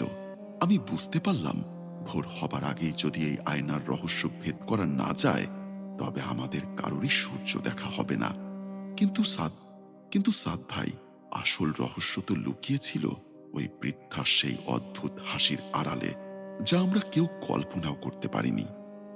আসলাম চাচার শরীর থেকে রক্ত ঝরছে, আর সেই ছায়ামূর্তির তুলি যখন তার গলার কাছে নখগুলো নিয়ে গেল, ঠিক সেই মুহূর্তে ড্রয়িং রুমের সবকটা জানালা একসঙ্গে সশব্দে ভেঙে পড়ল। বাহিরের ঝোড়ো হাওয়া ঘরের ভেতর ঢুকে সব তছনছ করে দিচ্ছিল। কিন্তু আশ্চর্যের বিষয় হলো, সেই বাতাসের ঝাপটায় আয়নার উপরে সেই রক্ত দিয়ে লেখা বিনিময় শব্দটা মুছে যাওয়ার বদলে আরো উজ্জ্বল হয়ে উঠছিল। হঠাৎ আমি লক্ষ্য করলাম আয়নার ভেতরে সেই বৃদ্ধা এবার আয়না থেকে অর্ধেকটা বাহিরে বেরিয়ে এসেছে। তার শরীরের নিচের অংশ তখনও আয়নার ভেতরে, কিন্তু উপরের অংশটা আমাদের এই বাস্তব জগতে। সে তার দীর্ঘ কুচকুচে কালো জিভ দিয়ে মেঝের উপর পড়া চাচার রক্তগুলো চাটতে শুরু করলো। সাদ ভাই, দৃশ্যটা এতটাই বীভৎস ছিল যে আমার অন্তর্নালী পর্যন্ত গুলিয়ে উঠছিল। সেই বৃদ্ধা যখন রক্তচাটা শেষ করল, তার শরীরের হাড়গুলো কর্মর শব্দে সোজা হয়ে দাঁড়ালো। সে চাচার দিকে তাকিয়ে এক অদ্ভুত ভাষায় মন্ত্র পড়তে লাগলো। অমনি দেখলাম চাচার গায়ের পচন ধরা হাড়টা নিজে থেকেই বিচ্ছিন্ন হয়ে গেল, আর সেই কাটা হাড়টা একাই মেঝেতে লাফাচ্ছে। হাতটা হামাগুড়ি দিয়ে সোজা গিয়ে ঢুকলো সেই জাদুর আয়নার ভেতর। ঠিক তখনই আয়নার উপর থেকে তুলির আর্তনাদ আরো তীব্র হলো। তুলি চিৎকার করে বলছে, বাবা, ওই হাতটা আমাকে মারছে, ওটা আমার গলা টিপে ধরছে। আমরা বুঝতে পারলাম চাচার শরীরের সেই অংশ পচে যাচ্ছে বা বিচ্ছিন্ন হচ্ছে, সেটাই ওপারে গিয়ে তুলির উপর আক্রমণ করছে। অর্থাৎ চাচাকে জীবিত রেখে তিলে তিলে শেষ করা হচ্ছে, আর ওপারে তুলিকে সেই যন্ত্রণা ভোগ করতে হচ্ছে। আমি আর স্থির থাকতে পারলাম না। ঘরের এক কোণে পড়ে থাকা পুরনো একটা ধুনুচি নিয়ে তাতে আগুন জ্বালিয়ে বৃদ্ধার দিকে ছুঁড়ে মারলাম। কিন্তু আগুন বৃদ্ধার গায়ে লাগা মাত্রই নীল রঙের শিখা হয়ে জ্বলে উঠল, আর বৃদ্ধা সেই আগুনের মধ্যেই অট্টহাসি দিয়ে বলল, মরণশীল মানব, আগুনের সাধ্য নেই এই অভিশপ্ত আয়নার শক্তিকে থামানোর। যত রক্ত ঝরবে আয়নার ক্ষুধা তত বাড়বে। ঠিক সেই মুহূর্তে আমি ড্রয়িং রুমের কোনায় থাকা একটা ছায়ামূর্তি দেখতে পেলাম। ওটা বৃদ্ধা নয়, ওটা অন্য কেউ। ছায়াটা ধীরে ধীরে আয়নার ফ্রেমের উপর হাত রাখলো। আমি টর্চ জ্বালাতেই দেখলাম ওটা আমাদের বাড়ির পুরনো মালিক কাশেম মিয়া, যে আজ 10 বছর আগে নিখোঁজ হয়ে গেছিল। কাশেম মিয়ার শরীরটা একদম সাদা হয়ে গেছে, তার চোখ দুটো নেই, সেখানে শুধু শূন্য গর্ত। সে ফিসফিস করে বলল, আয়নার ওপাশে কোনো জগৎ নেই, ওটা একটা কবরস্থান, আমরা সবাই সেখানে বন্দী। কথাটি শেষ হতেই কাশেম মিয়ার শরীরটা বালুর মতো ঝুরঝুর করে ঝরে পড়ল। সাদ ভাই, আমার মনে হলো ওই আয়নাটা আসলে মানুষের জীবনের স্মৃতি আর শরীর নিয়ে নিজের অস্তিত্ব টিকিয়ে রাখে। আমাদের বাড়ির দেওয়ালগুলো এখন ধীরে ধীরে আয়নার মতো স্বচ্ছ হয়ে যাচ্ছে। আমি দেখতে পাচ্ছি পাশের ঘরের মা আর বোন ঘুমোচ্ছে, কিন্তু তাদের আশেপাশে শত শত কালো ছায়া দাঁড়িয়ে আছে, যাদের হাতে ধারালো কাচের টুকরো।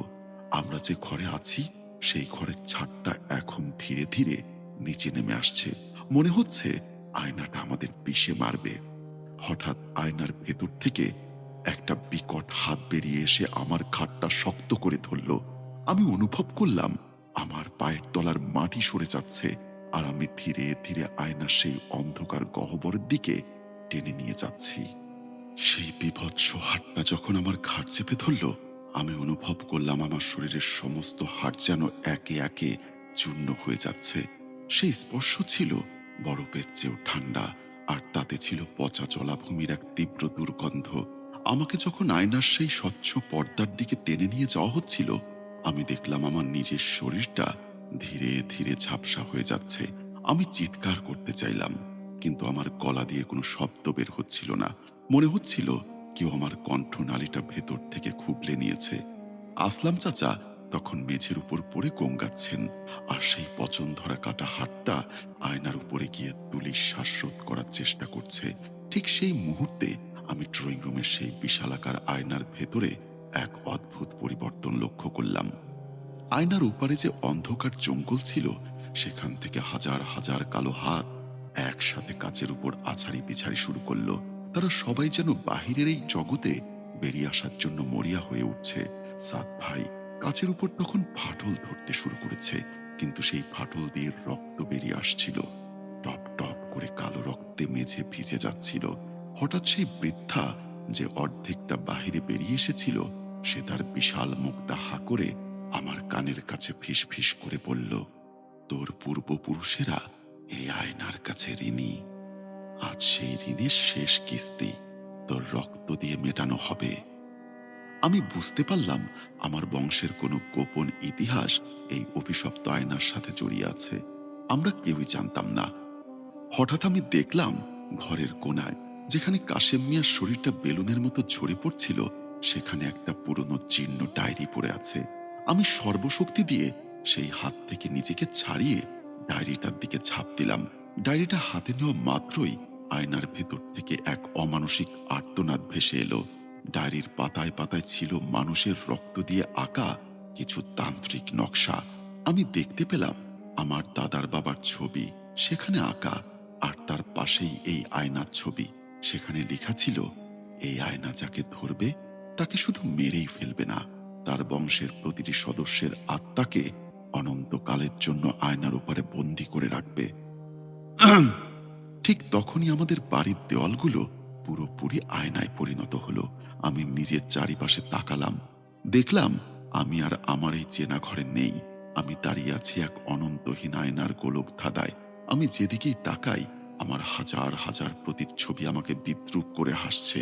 কিন্তু ভয়ঙ্কর ব্যাপার হলো, সেই হাজার হাজার প্রতিচ্ছবির প্রত্যেকের হাতে একটা করে ধারালো ছুরি, আর তারা সবাই আমার দিকে এগিয়ে আসছে। হঠাৎ আমি দেখলাম আসলাম চাচা তুলি সেই গোলক ধাঁধার এক কোনায় কুকড়ে পড়ে আছেন, আর তাদের ঘিরে ধরেছে সেই বিভৎস বৃদ্ধার মতো আরো অনেকগুলো ছায়ামূর্তি। আমি বুঝতে পারলাম এই গোলক ধাঁধা থেকে বের হওয়ার কোনো রাস্তা নেই, যদি না আমি আয়নার সেই মূল উৎসটাকে ধ্বংস করতে পারি।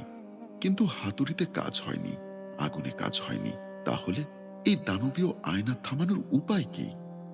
ঠিক সেই মুহূর্তে আমার নজরে এলো ডায়েরির শেষ পাতাটা, যেখানে লেখা ছিল, আয়নাকে ভাঙতে হলে বাস্তবের মানুষকে নয়, আয়নার ভেতরের প্রতিচ্ছবিকে হত্যা করতে হবে। ভাবুন একবার, আমি যদি আয়নার ভেতরে আমাকে মারতে চাই, তবে আমি কি নিজে বেঁচে থাকব, নাকি আমার এই অস্তিত্ব চিরতরে মুছে যাবে? সময় ফুরিয়ে আসছে, আয়নার ভেতরে সেই প্রতিচ্ছবিরা এখন আমার একদম কাছে চলে এসেছে।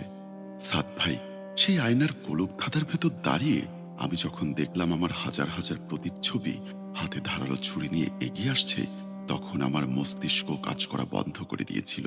প্রতিটা আমির চোখে ছিল এক পৈশাচিক লালসা। ডায়েরির সেই শেষ লাইনটা আমার মাথায় হাতুড়ির মতো বাজছিল, আয়নাকে ভাঙতে হলে বাস্তবের মানুষকে নয়, আয়নার ভেতরের প্রতিচ্ছবিকে হত্যা করতে হবে। আমি বুঝতে পারলাম এই আয়নাটা আসলে আমাদের ছায়াকে ব্যবহার করে আমাদেরই বন্দী করে। আমি যখন নড়ছি আমার ছায়াও নড়ছে। হঠাৎ আমার সবচাইতে কাছের প্রতিচ্ছবিটা তার ছুরি দিয়ে আমার বুকে আঘাত করার জন্য হাত তুলল। আমি পিছু হটতে গিয়ে দেখলাম আসলাম চাচার তুলিকে সেই বৃদ্ধা আর তার চেলাগুলো ঘিরে ফেলেছে। তুলির চিৎকার ধীরে ধীরে ক্ষীণ হয়ে আসছে, যেন তার ফুসফুস থেকে কেউ বাতাস শুষে নিচ্ছে। আমি এক চরম ঝুঁকি নিলাম। আমি আমার পকেটে থাকা সেই ছোট কেচিটা বের করলাম, যা দিয়ে আমি ডায়েরির সুতো কাটছিলাম। আমি জানতাম আমি যদি আয়নার ভেতরের প্রতিচ্ছবিকে আঘাত করি, তবে তার ফল আমার উপরেও পড়বে। কিন্তু এছাড়া আর কোনো পথ ছিল না। আমি চোখ বন্ধ করে আমার ঠিক সামনে সেই প্রতিচ্ছবিটার গলায় কাঁচিটা বসিয়ে দিলাম।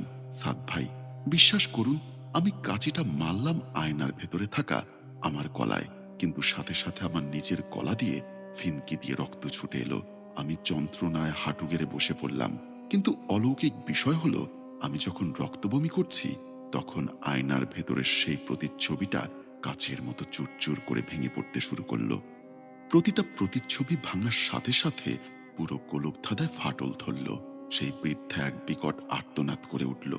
মনে হচ্ছিল যেন হাজার হাজার কাঁচ একসাথে ভাঙার শব্দ হচ্ছে। আমি বুঝতে পারলাম এটাই সুযোগ।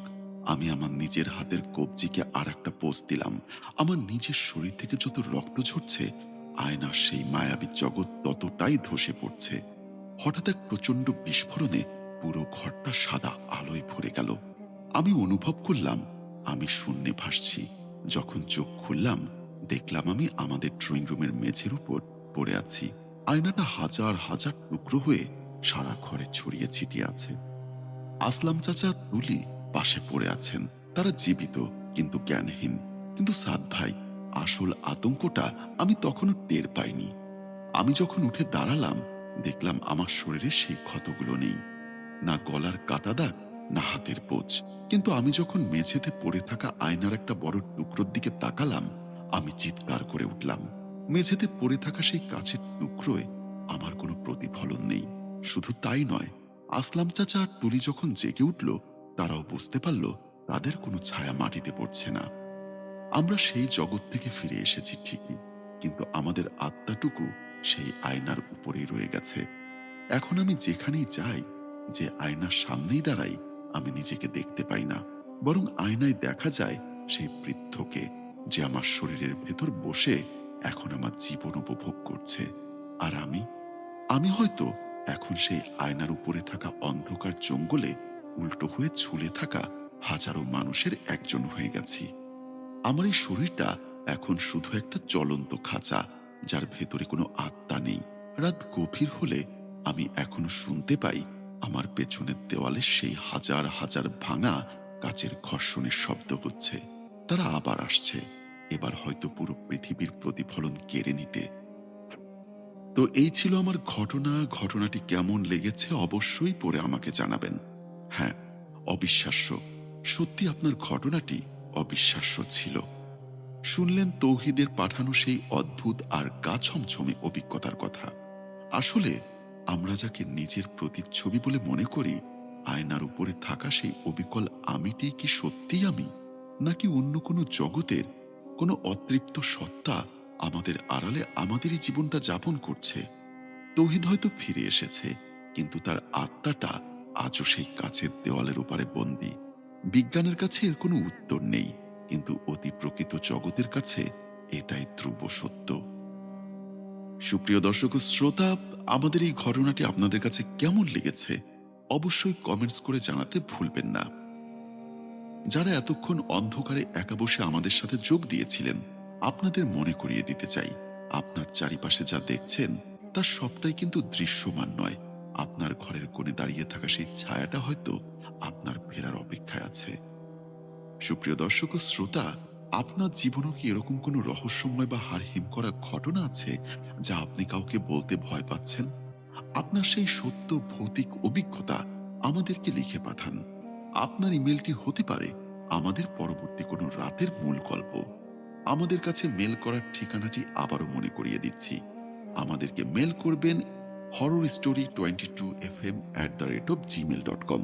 স্পেলিংটা বলে দিচ্ছি, horrorstory22fm22@gmail.com এই অ্যাড্রেসে। এবং আপনারা চাইলে ডেসক্রিপশন বক্সে গিয়ে আমাদেরকে সরাসরি ইমেল করতে পারেন। ডেসক্রিপশন বক্সে আমাদের ইমেলটি দেওয়া থাকবে। সবাই ভালো থাকুন, সুস্থ থাকুন। আজকের মতো এখানেই বিদায় নিচ্ছি। তো চলুন আমরা চলে যাই আমাদের পরবর্তী ঘটনায়। আশা করি পরবর্তী ঘটনাটিও আপনাদের ভালো লাগবে। সবাই ভালো থাকুন, সুস্থ থাকুন। আল্লাহ হাফেজ। প্রিয় শ্রোতা, আজকে যেই ঘটনাটি আমাদেরকে পাঠিয়েছেন, উনি জামালপুর জেলার শাহপুর এলাকায় থাকেন। ওনার নাম হচ্ছে নয়ন। ঘটনাটি ওনার বাবার সাথে ঘটেছিল, যদিও ওনার বাবা এখন আর বেঁচে নেই। উনি আমাকে যেভাবে ঘটনাটা বলেছেন, আমি সেইভাবেই আপনাদেরকে শোনানোর চেষ্টা করব। ওনার বাবার নাম হচ্ছে সুজন। যিনি আমাকে ঘটনাটা বলেছেন, যখন ঘটনাটা ঘটেছিল তখন উনি অনেক ছোট ছিলেন। উনি তার বাবার মুখেই ঘটনাটি শুনেছে। তো সুজন একজন সিএনজি ড্রাইভার ছিলেন। উনি দিনের বেলায় সিএনজি চালাতেন না। এর কারণ, রাত্রের বেলায় সিএনজি চালালে ভাড়া একটু বেশি পাওয়া যায়। তো প্রতিদিনের মতোই সেদিন সুজন সিএনজি নিয়ে বের হয়। কিছু যাত্রী তুলে জামালপুর থেকে শেরপুরের উদ্দেশ্যে রওনা দেয়। সময়টা আনুমানিক 3টা কি 2টা এর মধ্যেই হবে। শেরপুর যাত্রী নামিয়ে যাত্রীর জন্য বসেছিলেন। তো সেদিন তার শরীরটা খুব ক্লান্ত ছিল। উনি মনে মনে ভাবলেন, আজকে আর টিপ মারব না, মানে ভাড়া চালাবো না। শরীরটা খারাপ লাগছিল। উনি ভাবলেন উনি বাসায় চলে যাবেন। তো উনি খালি সিএনজি নিয়ে শেরপুর থেকে জামালপুর যাচ্ছিলেন। যারা শেরপুরে থাকেন বা শেরপুরে কখনো ঘুরতে গিয়েছেন, তারা দেখেছেন যে জামালপুর আর শেরপুরের যে রোডটা, সেই রোডটা রাত্রের বেলায় অনেক ফাঁকা থাকে, আশপাশে বাড়ি ঘর খুব কম। তো উনি সিএনজি নিয়ে রাস্তা দিয়ে আসার পথে কিছু দূর যাওয়ার পর উনি যেটা দেখলেন, একটা সাদা কাপড় পরা মহিলা রাস্তার মাঝখান দিয়ে হাঁটছে। তো সুজন বারবার হর্ন চাপছিলেন, কিন্তু মহিলাটা কোনোভাবেই সেখান থেকে সরছে না। মনে হচ্ছিল যে হর্নের শব্দ তার কানেই যাচ্ছে না। তো উনি পাশ কাটিয়ে চলে গেলেন। তো কিছু দূর যাওয়ার পর উনি ওই মহিলাটাকে আবার দেখলেন। উনি একটু অবাক হয়। তো বারবার হর্ন দেওয়ার পর মানে এমন বিষয়টা ঘটেছিল যে মহিলাটা ইচ্ছা করে তার গাড়ির নিচে পড়েছে। তো শ্রোতা, সাধারণত গাড়ি চলাকালীন যদি কোনো ইটের খোয়া কিংবা গাড়ির চাকার নিচে যেটাই পড়ুক, গাড়ি কিন্তু একটা ঝাঁকুনি খায়। আশ্চর্যের বিষয় হচ্ছে, ওই মহিলাটা যখন ওই গাড়ির নিচে পড়লেন, তখন গাড়ি একটুও নড়ল না। স্বাভাবিক গতিতেই, স্বাভাবিকভাবেই গাড়িটা পার করে চলে গেল। তিনি একটু ভয় পেলেন, কিন্তু মনে মনে ভাবলেন এটা হয়তো হ্যালোসিনেশন। কারণ এত রাত্রে ক্লান্ত শরীর নিয়ে সে গাড়ি নিয়ে যাচ্ছিলেন, অনেকদিন যাবৎ রাত জেগে আছেন, গাড়ি চালাচ্ছেন, হয়তো তার এটা একটা মনের ভুল। তো বিষয়টা উনি স্বাভাবিকভাবেই নিলেন। উনি বাড়ি চলে আসলেন। তো বাড়িতে যাওয়ার আগে ওনার যে বাড়িটা জামালপুর রেলওয়ে স্টেশনে পেছনে, তো উনি ওনার বাড়িটা যাওয়ার আগেই একটা পুকুর পড়ে। তো উনি বাড়িতে যাওয়ার সময় তার চোখ পড়লেন ওই পুকুরে। উনি দেখলেন এত রাতে 10-12টা ছেলে, ছোট শিশু বাচ্চা, তারা পুকুরে গোসল করছে। উনি আশ্চর্য হলেন যে এত রাতে এত ছোট ছোট বাচ্চা পুকুরে নেমে গোসল করছেন, এটা কিভাবে সম্ভব।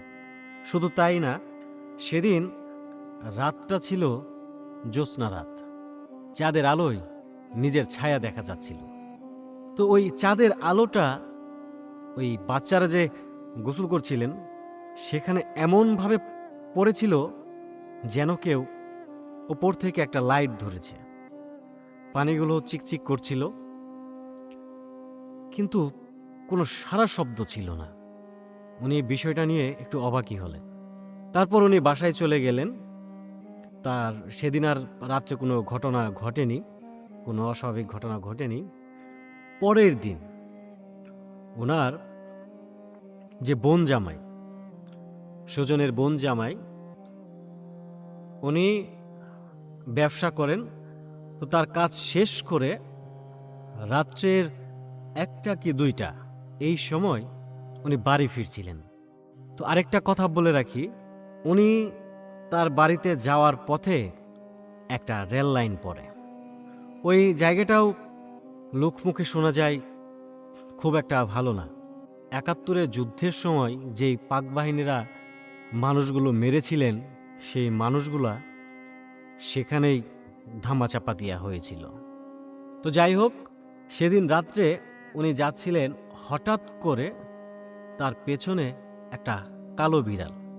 কিছু দূর যাওয়ার পর সে খেয়াল করলেন যে তার যে সুজনের যে দুলাভাই, সে যেদিকে যাচ্ছে কালো বিড়ালটাও সেদিকেই যাচ্ছিল। তো উনি খুবই বাস্তববাদী একজন মানুষ ছিলেন। এই ভূত প্রেত, প্যারানর্মাল এইসব উনি বিশ্বাস করতেন না। তো উনি বিড়ালটাকে ধমক দিল।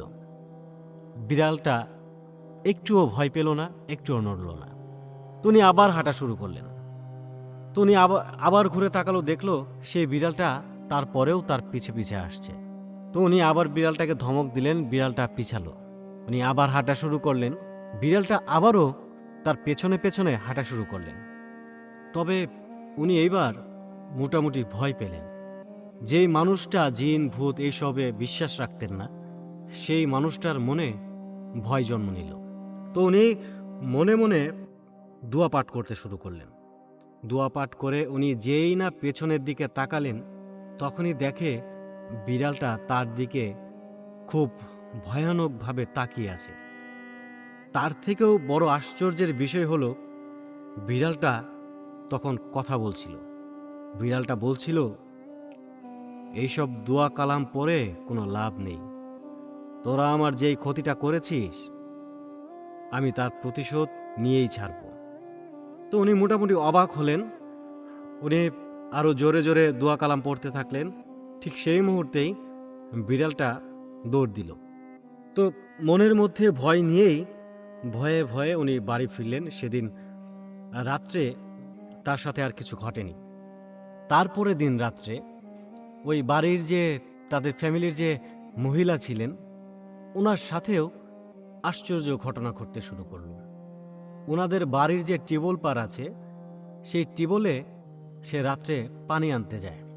তো যাওয়ার পর দেখে একটা মহিলা দাঁড়িয়ে আছে, তার গলা নেই, গলা কাটা। যেখানে গলাটা কাটা সেখান থেকে রক্ত পড়ছিল। খুব ভয়ানক বিশ্রী একটা অবস্থা। তো উনি এইসব দেখে সেন্সলেস হয়ে যায়। তো সবাই ধরে ওনাকে ঘরে নিয়ে গেল। তো ওই ফ্যামিলির, ওই পরিবারের সবার সাথে কিছু না কিছু একটা আশ্চর্যজনক ভৌতিক ঘটনাটা ঘটতে শুরু করলো প্রতিদিন। সবাই এটা নিয়ে খুবই চিন্তিত ছিল, কি করবে।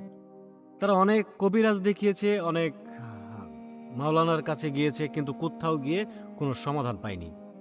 তো ওনাদেরই এলাকার এক মুরব্বী, ওনার সাথে কথায় কথায় তাদের যে ফ্যামিলির সাথে ঘটনাগুলো ঘটছে, সুজন সব কিছু শেয়ার করলেন। সব ঘটনা খুলে বলার পর সেই চাচা একটা ধনবাড়ির কবিরাজের ঠিকানা দিলেন। বললেন যে সেখানে আপনারা যান, আমার মনে হয় সেখানে গেলে আপনারা এটা সমাধান পাবেন। তো ওনারা সে কবিরাজের কাছে গেলেন। কবিরাজ বলল যে আমি অমুক বারে আপনাদের বাসায় যাব। তো তারপর কবিরাজ যেদিন ওনাদের বাসায় আসলেন, উনি এসেই সব কিছু বুঝে ফেলছে। তো উনি সুজনকে বললেন যে আমি আপনাদেরকে আজকে কিছু বলবো না, আপনি কালকে আমার সাথে দেখা করবেন, আমি আজকে যাই, আমি এখানে আর বেশিক্ষণ থাকবো না। তো উনি এই সব কথা বলেই চলে গেলেন। তো পরের দিন সুজন সেই কবিরাজের বাড়িতে গেলেন, কবিরাজ ডাক দিলেন।